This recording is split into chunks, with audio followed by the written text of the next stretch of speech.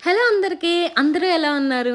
So, ఈరోజైతే మా బెర్లిన్‌లో భలే మంచు కురిసిందండి. అసలది చూసైతే చాలా అనిపిచ్చింది నాకైతే.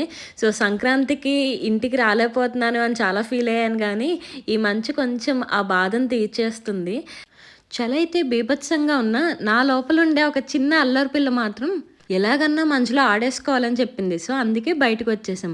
సో, ఇంత చలిలో ఆడిన తర్వాత వేడి వేడి ఏంటి మన గోదావరిలో చేపల పులుసు చేసుకుని ఒక పట్టు పట్టేద్దామని ఫిక్స్ అయ్యాం.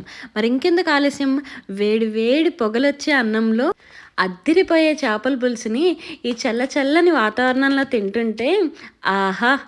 వర్ణించడానికి అసలు మాటలే సరిపోవనుకోండి. ఎంతన్నా మన గోదావరి రుచికి ఇంక ఏది సాటి రాదనుకోండి. ఇంక అస్సలు ఆలస్యం చేయకుండా అలా కలిపేసి మీకొక ముద్ద, అలాగే నాకొక ముద్ద. ఆహా! నాకైతే ఒక ముద్ద అయితే సరిపోదు కానీ, ఒక పట్టు పట్టేస్తాను. నిజం చెప్పనా అండి, నాకు మా ఇల్లు గుర్తొచ్చింది. అసలే సంక్రాంతి కూడా వస్తుంది కదా! సరే కానీ ఈ వీడియో నచ్చితే like, share, comment and subscribe.